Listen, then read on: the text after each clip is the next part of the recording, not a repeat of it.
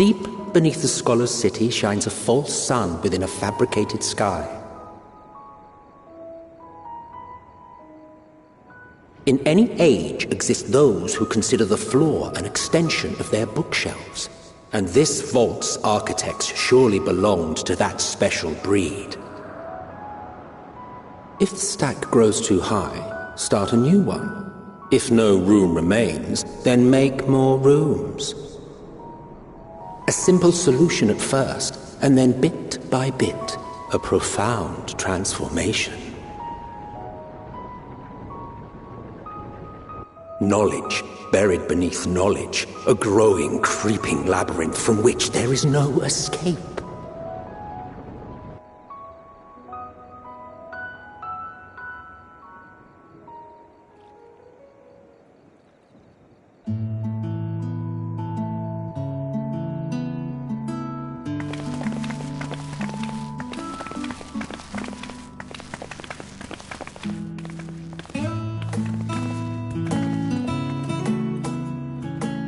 Not what you expected. I must admit, the artifice is very convincing. But I assure you that we are beneath Sharlayan itself. The breeze you feel, the flowing waters you hear, all created by the hand of man. The island is volcanic, you see, and once upon a time this great hollow must have been a reservoir for magma. It was discovered some 400 years ago, at which point it was repurposed as a storage facility for scrolls and samples and such. Renovations have continued, with nigh on no interruption to this day, with the lower levels still undergoing expansion.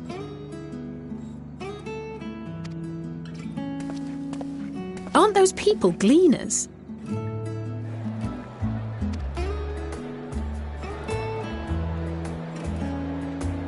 Aye, judging by their dress.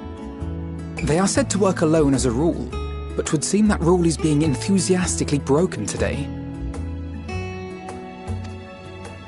It may be as you suspected, that they are engaged in a task apart from the norm.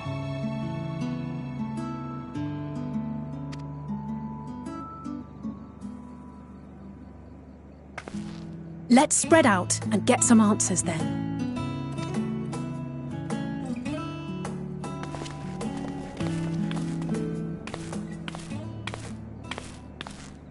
Ugh.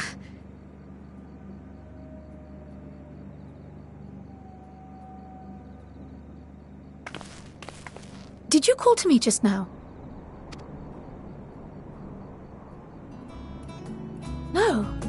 How odd. I must be a bit dizzy from the descent. I'll be fine, I'm sure. Let's get to work, shall we?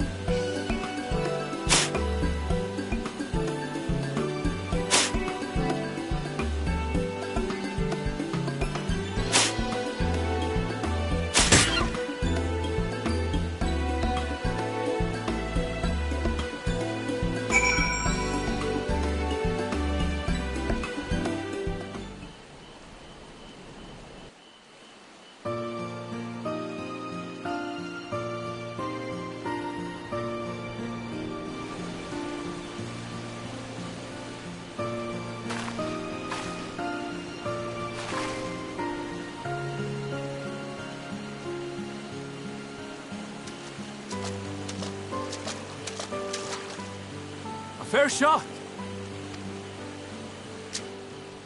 Nicely done. Let me truss this one up, and I'll make my way over to you.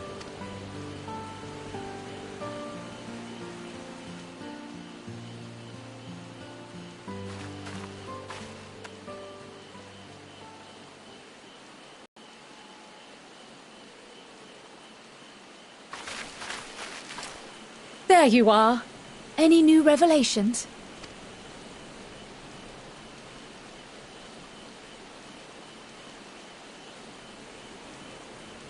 So you met with that gleaner again, this time to capture a hornbill.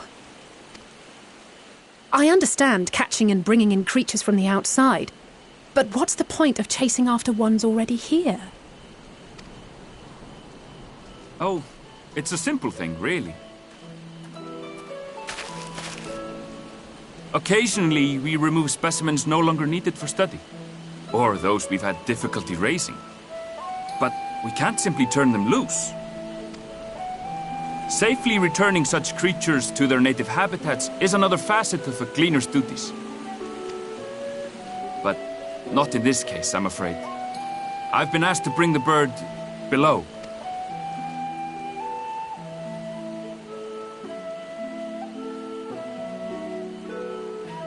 The restricted section in the lower levels of Labyrinthos. Open only to a select few researchers handpicked by the Forum. The projects down there are the subject of rumor and hearsay. Forbidden magics. Advanced technologies that can never be allowed to fall into outside hands. Even Archons are not privy to the truth.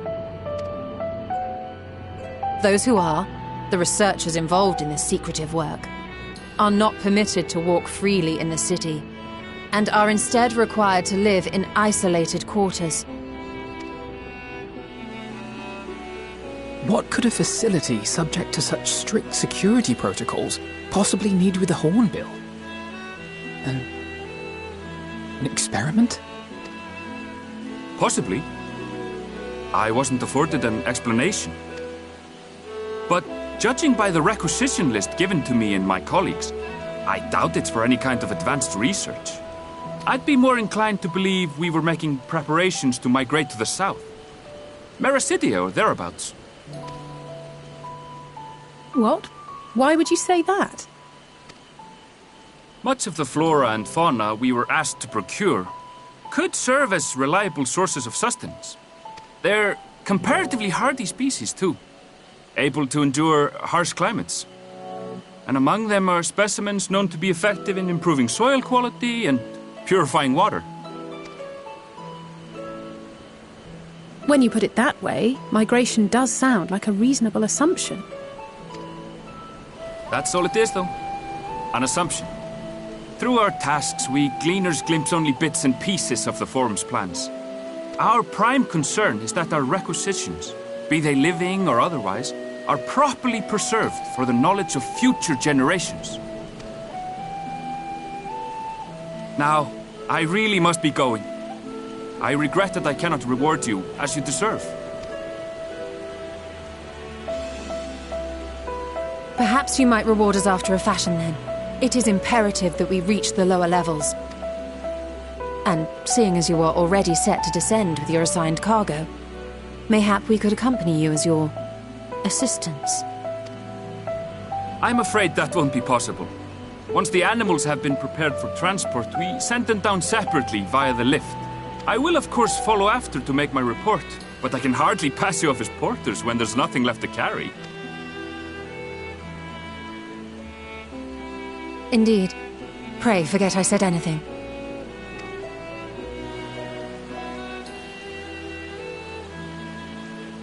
How do you feel about climbing?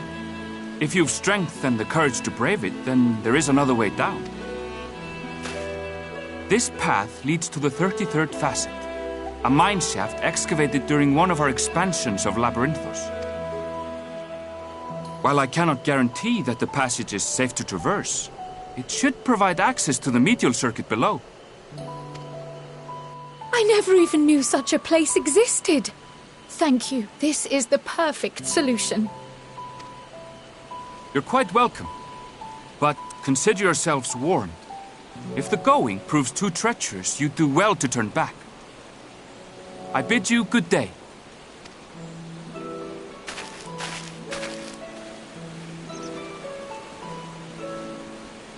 Well, turning back is hardly an option, not when we've come this far.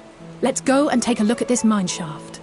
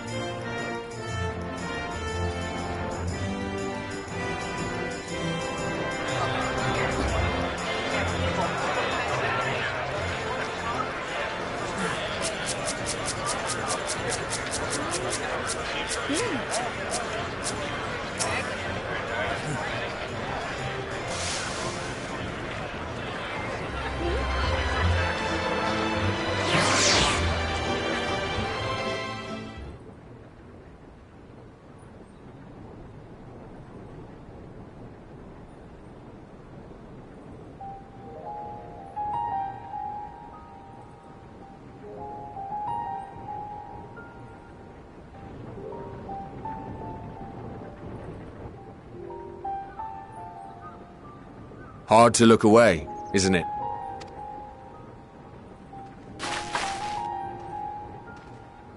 But they're more than pretty flowers.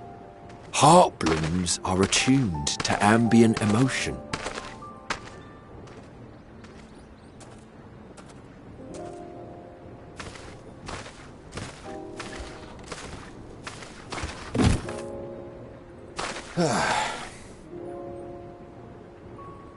You don't seem convinced, but believe me, it's true.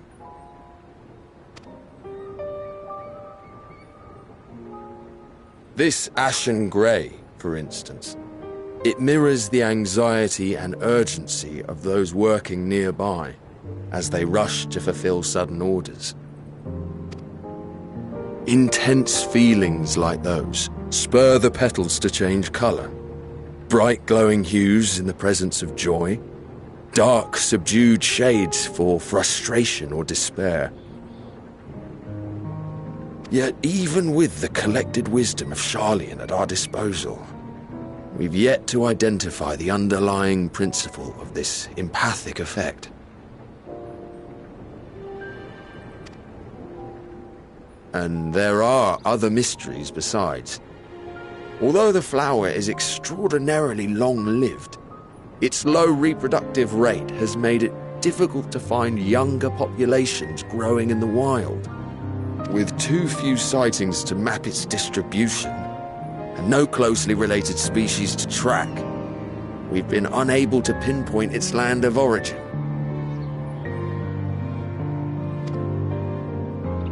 To further complicate matters, every culture, even dimly aware of its existence, has given it a different name and mythos. Our attempts to study it via the historical record have been an exercise in frustration. As an avid botanist myself, I should one day like to unravel the Heartbloom's secrets. But I'm afraid other duties must take precedence. I will leave you to your thoughts.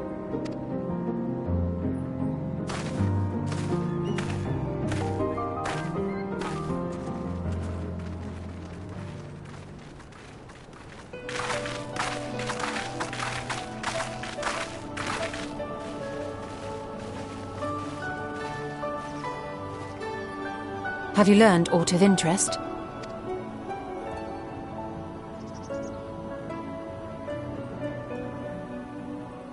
A flower that reacts to one's feelings? Strange. I must say, I have never heard of such a thing.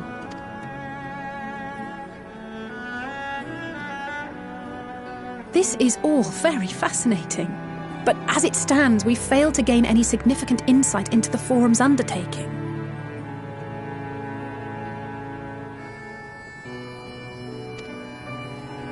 Indeed. While there is certainly enough activity to support Erenville's supposition that a priority has been placed on improving food production, unfortunately for our investigation, these workers were never informed as to how their duties served the master plan. If only we could interrogate the Forum members directly.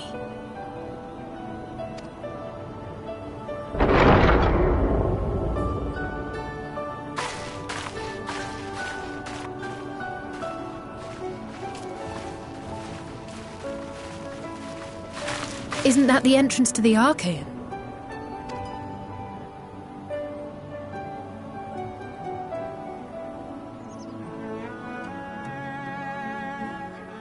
Look, there. I think that's Erenville. A little difficult to tell from here, but I think you're right. He did say he was coming down to make his report. Erenville receives his orders from the Forum. Would it not follow, then, that the superior to whom he reports is a Forum member, or at least a close associate? You mean to eavesdrop on their conversation? What of the risks?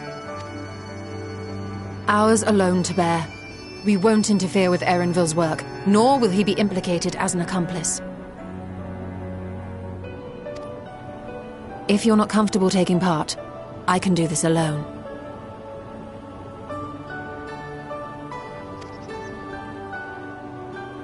Nay. I said myself that I wished to know Father's intentions. And no answers will be forthcoming should we simply ask nicely.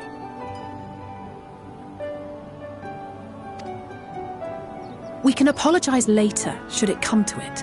Right now, we need every crumb of information we can get our hands on. Consequences be damned.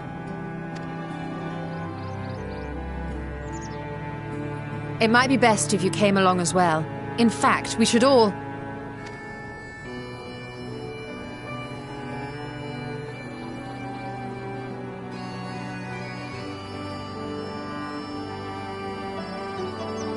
Cryo?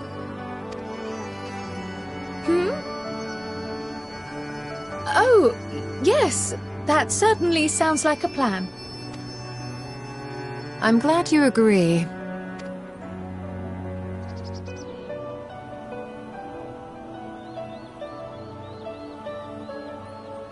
Quickly! Erenville is on the move. We need to get closer before we lose him.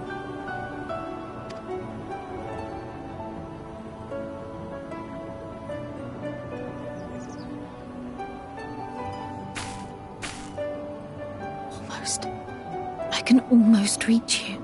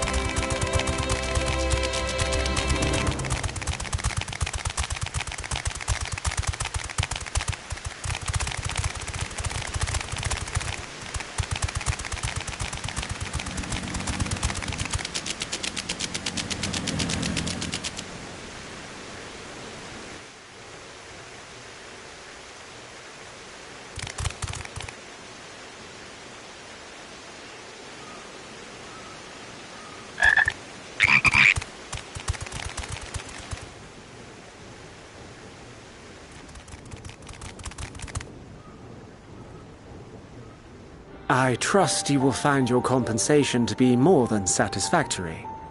We wish to make clear that we are pleased with the efficiency and thoroughness of your work. So much so that we have come bearing new tasks in need of your competent hand.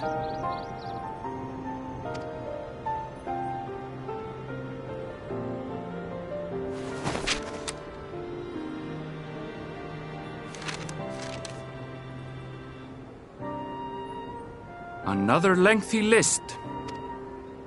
If I may speak frankly, the Gleaners have been pushed to the point of collapse by your unending demands. We are not familiars to be exploited. We are Sharlayan scholars, and we deserve an explanation for this unseemly treatment. What warrants such urgency?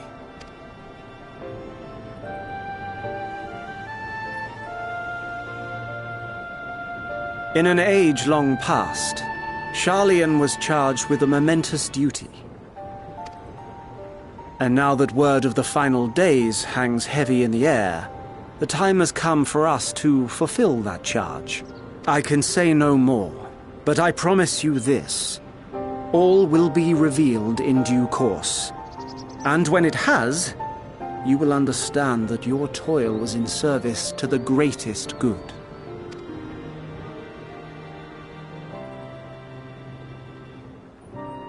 Then I will do your bidding. For now, but unless you wish the Gleaners to rise up in protest, I advise you to offer tangible improvements for our working conditions. Your promised revelation does nothing to address present circumstances.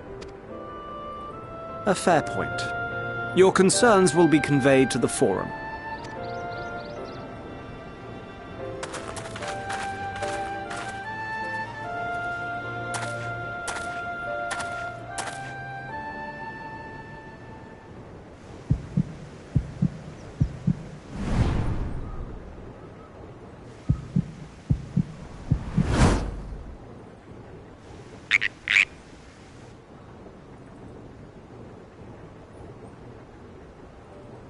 I hope that was informative. You may consider my debt to you repaid in full. While I do have my reservations about the Forum, I want to believe that they have our best interests at heart. Which is why I'm reassured that you're busy sniffing out the truth of things. We can ill afford to place all our eggs in one basket, this master plan of theirs, without first understanding the risks involved.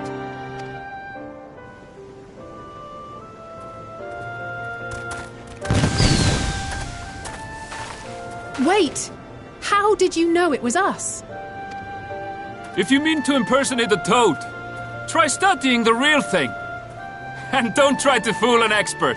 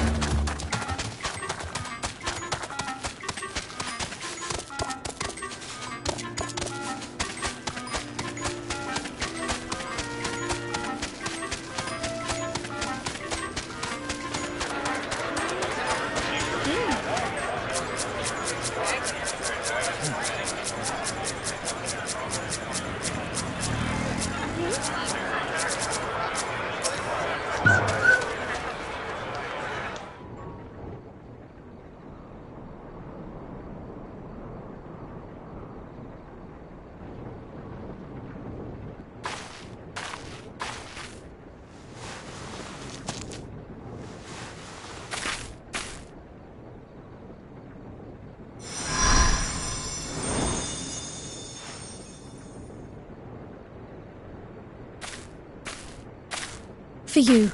The spell will keep it from wilting. She said you would need it for the journey ahead.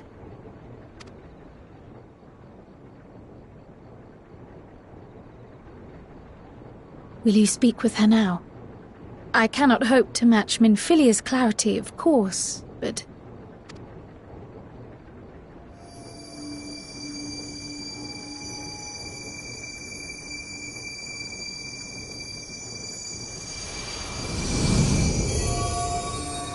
Thank you.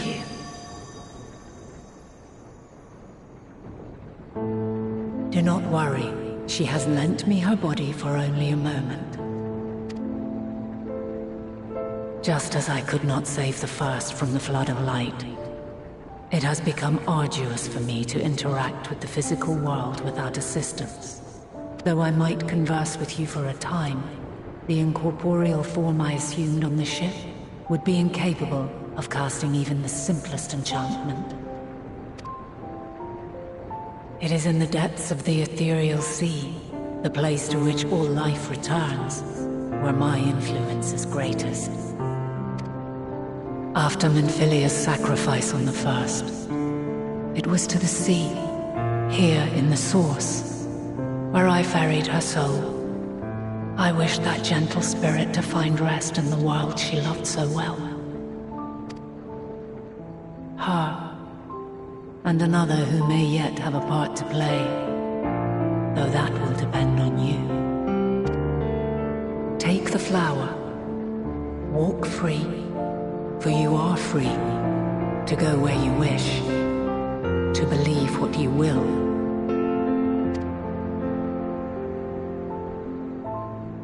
That bloom will be your guide, test and proof of your conviction. In darkness, seek joy, surrender not to sadness, and see beyond despair. Walk free, and bear the light for others to follow. Together, raise it aloft and let it shine, till the end, blinding and radiant.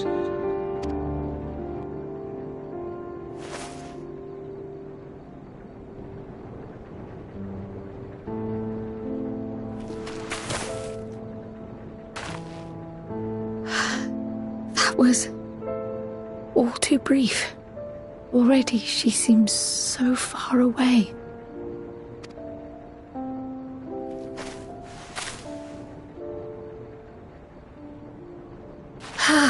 My apologies if I startled you. Ever since we began our descent into Labyrinthos, I had sensed another's will, straining to reach out. Even with my particular talents, though, I was unable to make a connection at first, so weak and tenuous it was. Once I took hold of that wispy thread, imagine my surprise to discover it was Hydaelyn herself. Needless to say, it seemed wise to learn what we could before letting go. Her answers were more cryptic than I would have liked, but at least she left us with a guide of sorts, that unusual flower.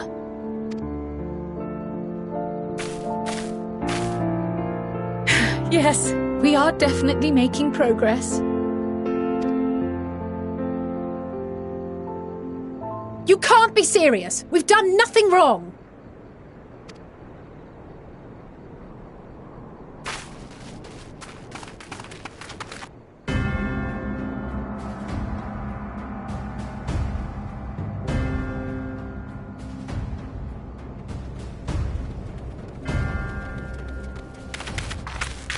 Master Fortuno? What business has the Forum with us? Obstruction and suppression, apparently. Mistress Baldessian, our records show you facilitated the Scions' entrance into Sharlayan by claiming them as assistants for your organization. We are aware of your investigations. After alerting the major institutions to the presence of potential troublemakers, we received word from an Archean custodian, a group operating under the auspices of the students, skulking about Labyrinthos and engaging in clandestine behavior. Clandestine? We may not have entered Sharlayan as Scions, but we did naught to conceal our identities.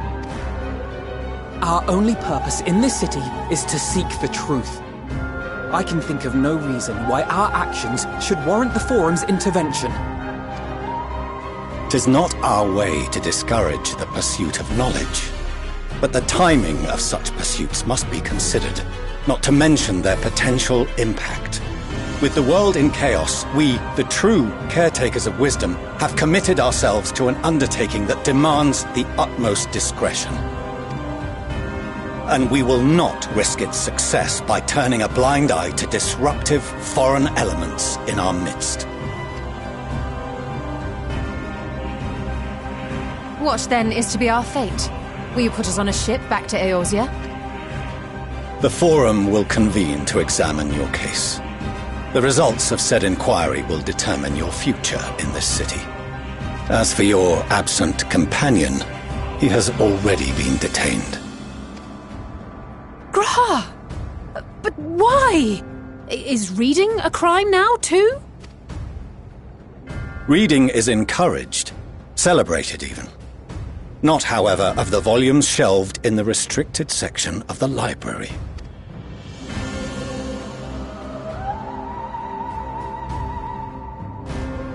Refusing to comply will only make matters worse. Let us instead treat this as an opportunity to open a dialogue with the Forum.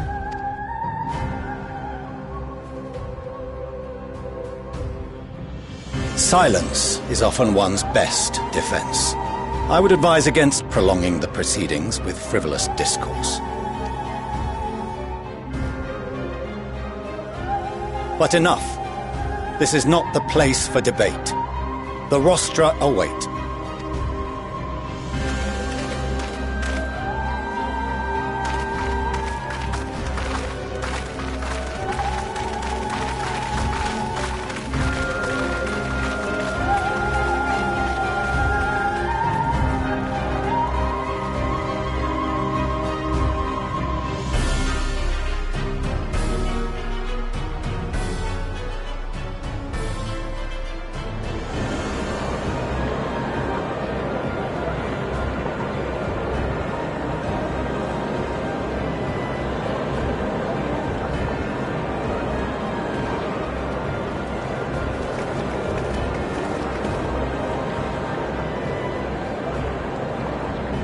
Forgive me.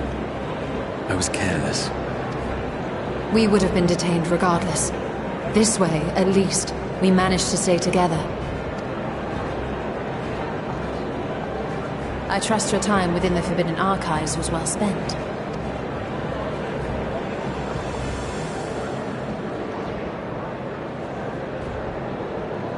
The Forum will come to order! This inquiry is now in session. As Speaker-elect, I will be presiding over the day's proceedings. Master Fortuner, would you be so kind as to restate the matter which compelled you to summon your colleagues with such urgency? As you are all aware, we recently denied Eorzea's request for Sharlayan assistance. Since then, certain individuals dissatisfied with our decision have taken it upon themselves to interfere with our work. They entered our nation masquerading as associates of the students of Baldesion. But these malcontents are better known as the Scions of the Seventh Dawn. These militants wield influence with both the Eorzean and Eastern alliances, and are inextricably involved with the crises presently afflicting the world at large. Loose in our city, these warmongers sought to meddle with and expose matters of state secret. What are they, if not a dire threat to be expelled?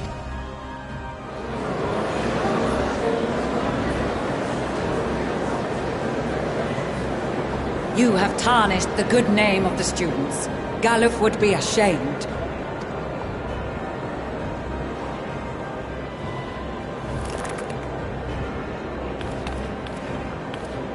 Galuf Baldessian was never one to forsake his fellow man. Even if this nation closed every door and retreated from the world, he would have found a way to help the Scions, help every soul of this star fight back against the coming doom.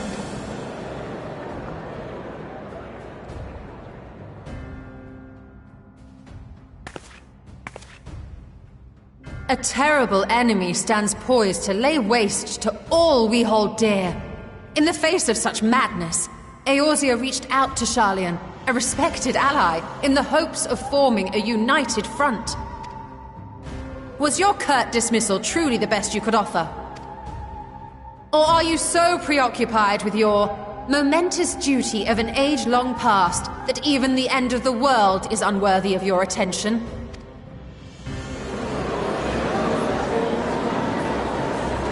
Whence came this revelation? From the mouth of a Forum member within fortuitous earshot. Then it seems your findings support my own.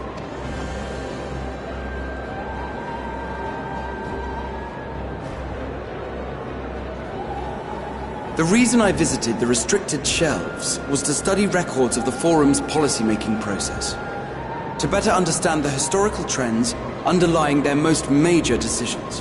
At first glance, the positions of neutrality in war and the accumulation of knowledge above all else appear constant and consistent, the unchanging pillars of Sharlayan society.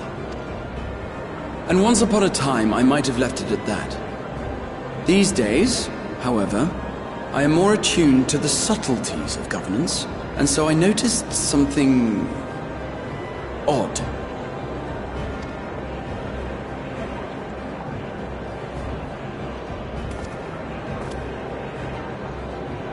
From a particular point in time, the purpose of these policies shifted. No longer was knowledge preserved for the benefit of society. Rather, society was to be gradually reshaped to ensure the preservation of knowledge.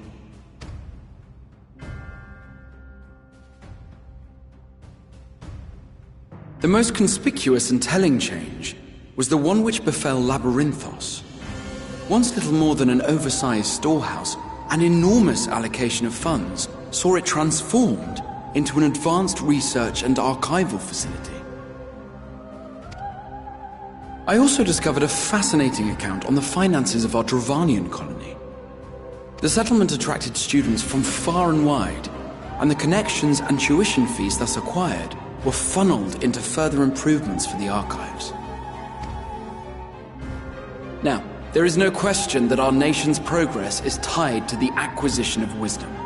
Nevertheless, the vast resources diverted for this purpose borders on the obscene. But returning to the matter of when, our change in course appears to have been made some 270 years ago. The very same period when Sharlayan scholars in the hinterlands began a formal study of the ethereal sea. You found something, did you not? And whatever it was, gave rise to your oh-so-important duty. Mind your tongue, Archon. If you had seen...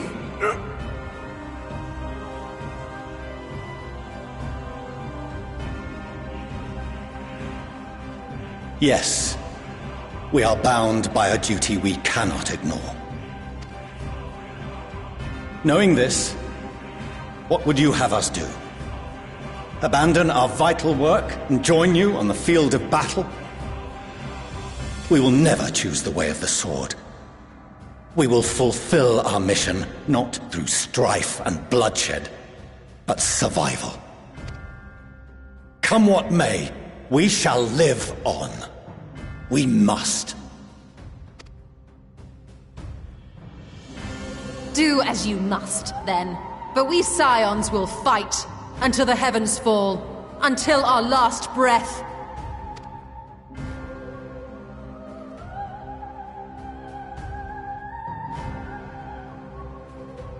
Such misguided zeal.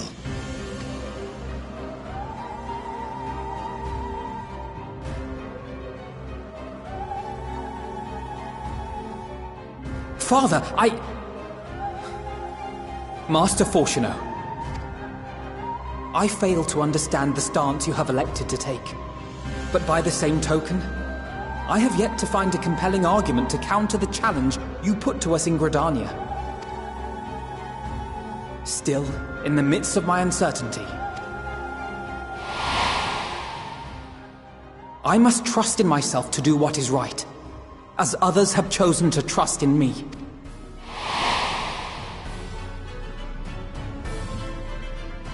So I will continue, as I always have, weighing the consequences of my every action, and allowing my hope for the future to inform my decisions.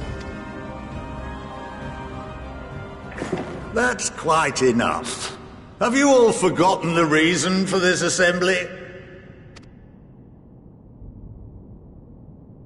Skolok Monteshane. He's the head of the Studium and an old friend of my grandfather's. Honestly, every discussion devolves into some interminable debate. Terrible habit. let's return to the topic at hand, By their own admission, these Scions have resolved to fight alongside the Eorzean nations against the doom which swift approaches. But there exists no evidence of an attempt to incite our citizens to do the same. Furthermore, while our decision may well have been the correct one, we cannot simply bull our way through these disagreements without inviting doubts or objections. Put yourselves in their place. Who among you would leave a tome unopened if an elder forbid you read it with no reason given?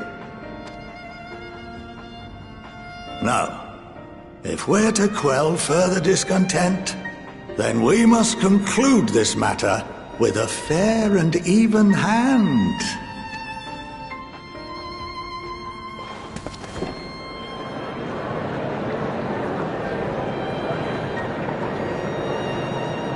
Order! We will have order! Master Montaigne raises some valid points. Keeping such concerns in mind, I propose we enforce the following measures. Until further notice, the students of Baldesion are to cease any and all activities within the domain of Sharlayan. You will also refrain from any further investigation into the Forum's decisions and duties. Failure to comply with these restrictions will result in the immediate expulsion of your Scion associates. Let us put this judgment to a vote. All in favor, raise your hand.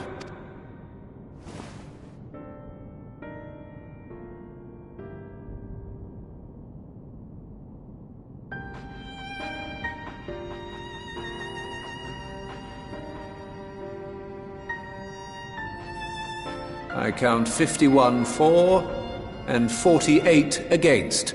The proposal is passed. Students, Scions, you have heard the Forum's judgment. Pray abide by it, or face the consequences.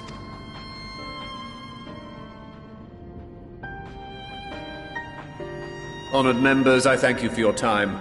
This inquiry is concluded.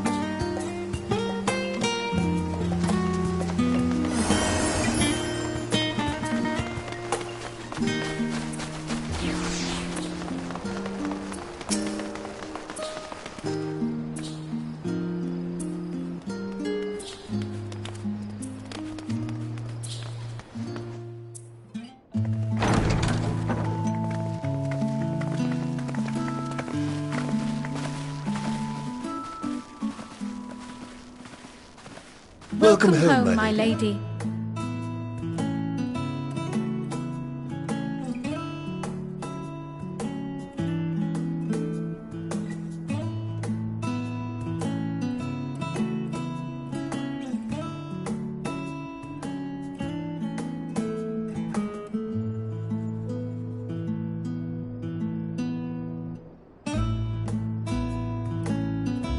What? What are you gawping at?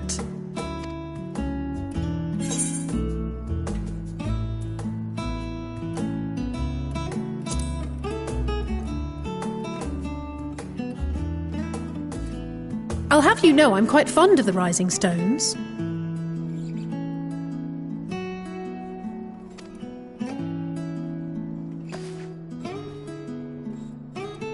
Lord Fortuneau is not to hear of this visit. And I should also like the children to have their gifts, ere my husband makes his return. As you wish, my lady.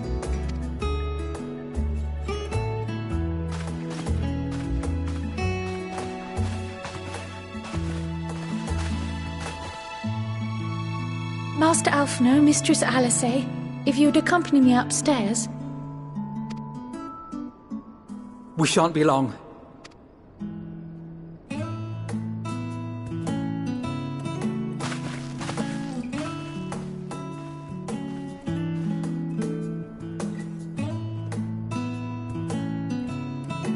The twins have been sending letters home from time to time, recounting their latest adventures. I am sure they withhold certain details, of course, if only to keep me from worrying.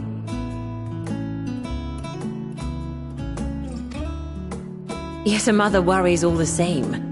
In the early days especially, I tried to support them as best I could, sending the Scions coin and other such donations.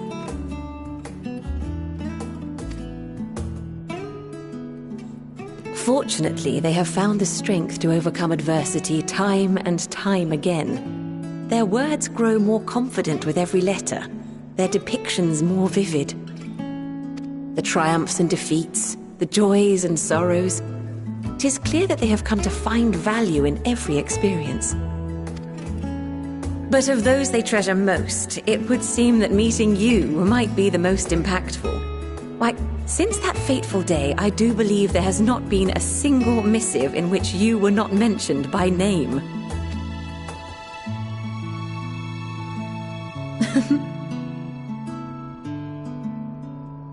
'Tis plain they care for you, and I am glad they have such a steadfast companion watching over them. Under normal circumstances, I would offer you tea, but alas, these are anything but. In any event, why don't you keep me company whilst we await my children's return? Perhaps you might regale me with a tale or two of your exploits.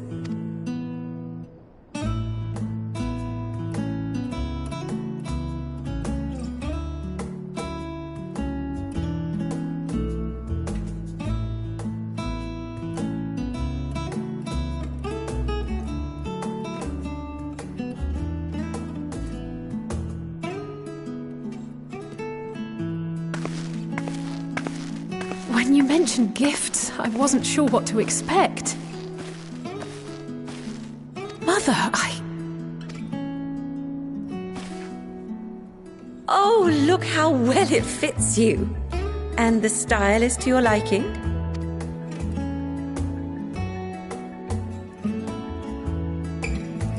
It's perfect. Exactly what I would have chosen. But please, tell me you had something different made for Alphino. Naturally. You are hardly little children anymore. And while I shall miss dressing you in those precious matching outfits, I must respect the individuals you have grown to become. See for yourself.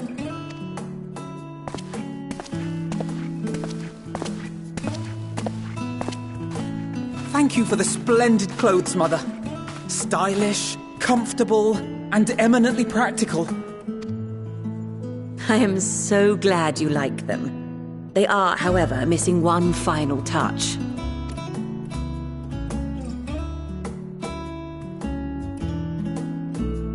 you'd allow me, Master Alphino.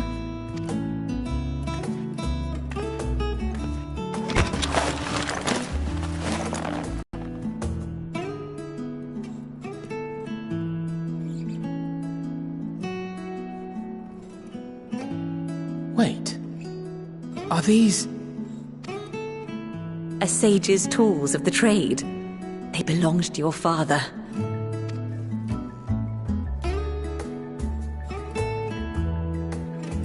Though he may as well be chained to his desk these days, as a student he was often called upon to venture into the field. He wielded those armaments, both to heal and to harm in no few battles. None so fierce as those you two have braved, perhaps, but battles nonetheless. Thus did I pull them out of storage, to show you that he was not always the man who stands in vehement opposition to you now. And also because it would be a terrible waste of ridiculously expensive House Leveilleur commissioned artistry.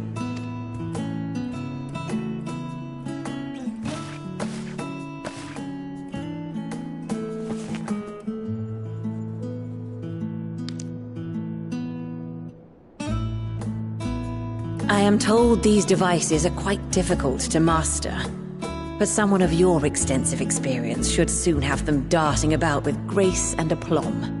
May the wisdom in that crystal serve you well. And please, try to find common ground with your father, that you might come and go without need for this awful subterfuge.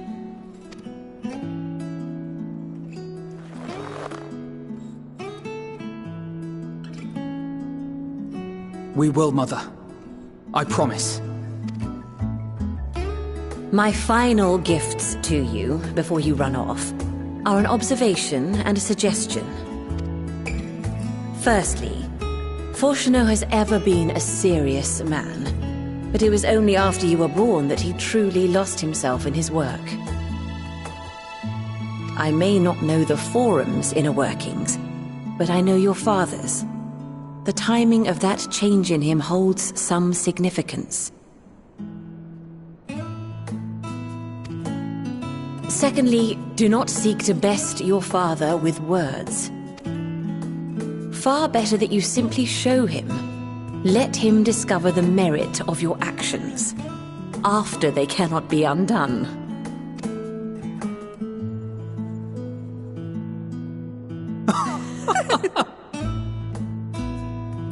Oh, Mother.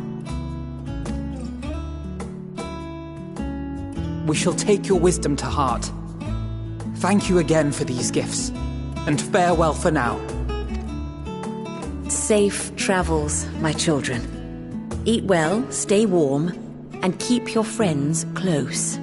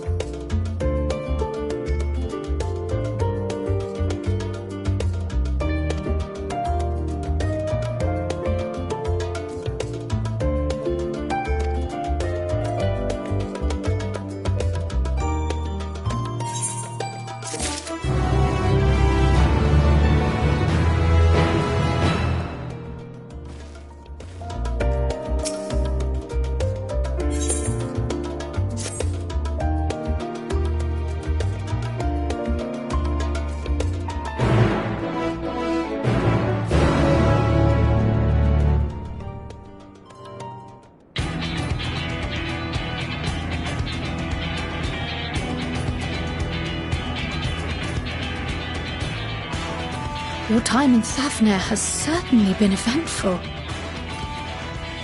In my opinion, carrying out Vitra's request and assaulting the Tower of Zot should be our highest priority. I agree. While I still have questions concerning the Forum and their grand undertaking, we have all but exhausted our avenues of investigation. Simply pressing them any harder on the subject will almost certainly result in our expulsion. Therefore, I suggest we explore the ethereal sea connection by way of a letter to Master Matoya, then make our way to Thavner. I wonder, even with the protection these talismans afford us, what can we hope to achieve once inside the tower? According to Orenvold and Fodola's report, they were unable to free the Emolja. Worse, their attempts triggered the tower's defenses, which led to a summoning of Luna Afrit. What does it tell us that the Spires even have such defenses? Simply pulling a prisoner from the wall is fatal, thus the direct approach is doomed to failure from the outset. Any further measures to dissuade such actions seem unnecessary. Unless, of course, there is a way to free the prisoners without killing them. Then it stands to reason that any intruders will be met with overwhelming force. The towers appeared throughout the world in but the twinkling of an eye. 'Twas by magical means these structures were raised, I surmise. A spire thus conjured must needs be maintained, and I suspect an arcane catalyst, some manner of core, doth lie hidden within. Destroy the core, and the tower ceaseth to be, thus liberating the captives without harm. So we can hope, and I would prefer to enter the tower with a working theory than with no plan at all. Assuming Ishtola's reasoning is correct, the chances of the defenses remaining dormant are small to none. Any primals will have to be dealt with, and defeating one will likely only lead to the summoning of another. Our every victory will only compound the prisoner's suffering. May we not then divide our forces? Those proficient in healing will focus on sustaining the captives. That duty can be covered by Urianger, Kryl, Yostola, and myself. The remaining Scions will proceed with the search for the core. Admittedly, this strategy puts both parties at greater risk, but it should bolster our chances of saving the Arcosodra by a considerable margin.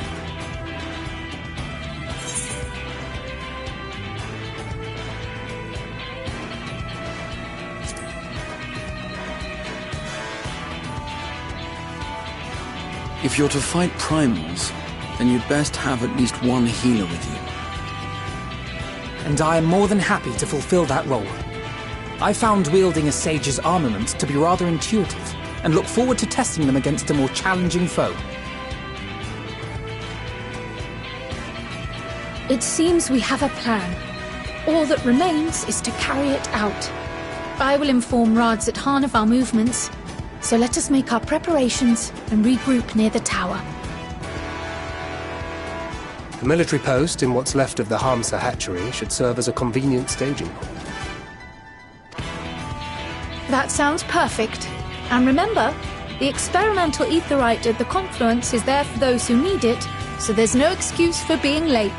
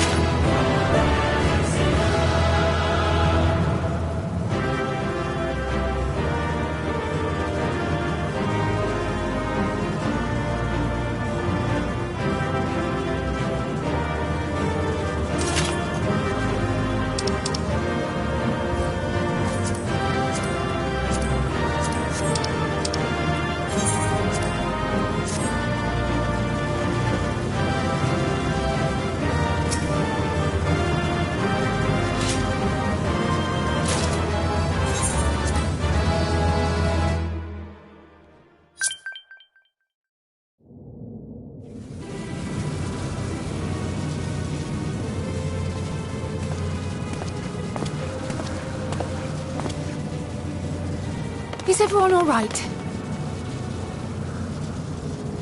We fortified the captives with what magics we could. Have the defenses been disabled? All appears quiet for the moment.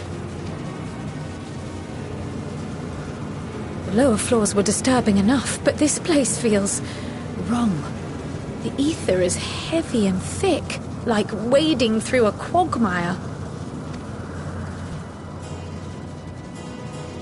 I believe we stand in the tower's beating heart. What sayest thou, Y'shtola? I see it. Ether siphoned from the land runs up through the spire, flowing to a single point. This is the core we seek. Yet something is off. As large as this structure is, it siphons far more ether than is required to sustain it. 'Tis as if the core is feeding on the energy, consuming it. I need to take a closer look.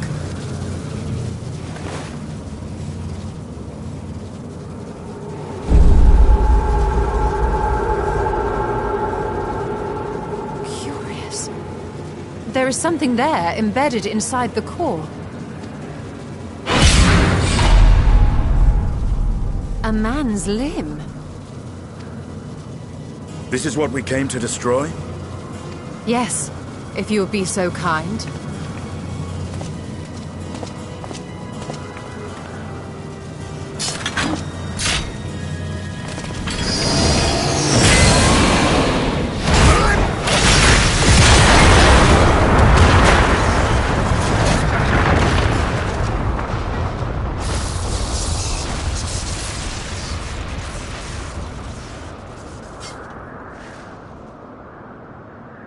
And that should be the end of it.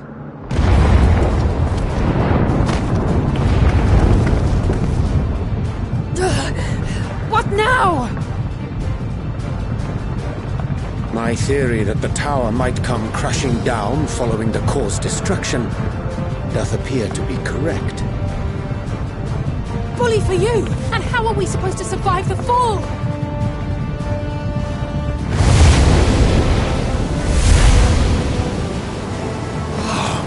What of the prisoners below? The floor beneath our very feet dissolves. Brace yourselves! I pray I'm not too late.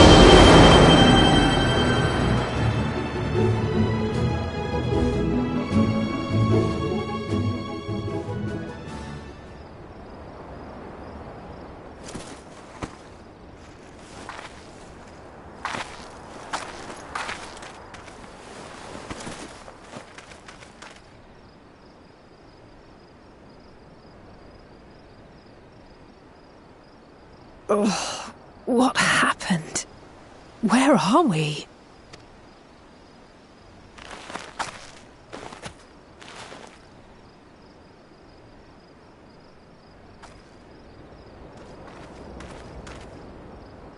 By my reckoning, we're still on the island where the tower stood. But 'tis as if it never existed. Hardly a scratch. But how?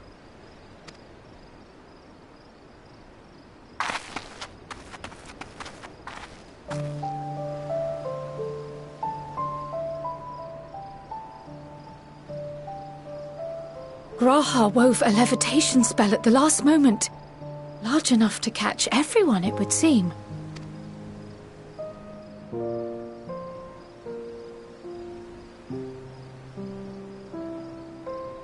That explains the lack of obvious injuries.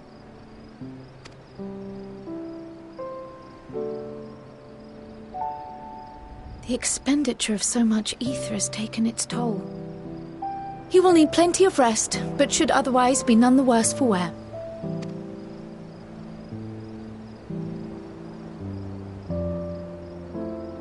Then the immediate problem is what to do with our new friends here. They'll be much changed for their time in the tower. Even if their bodies are intact, I doubt we could say the same for their minds.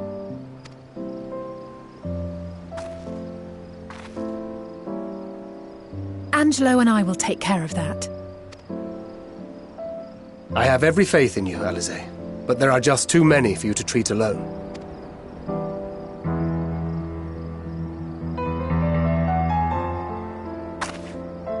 We'll send at once to Eorzea for more Porksies, and call on the local mages to lend a hand. Hail, Scions! We were watching the tower when it simply disappeared. What happened here? The threat is banished, and thy people delivered. They are, however, in need of treatment, and we of a secure locale and helping hands to assist us in its provision.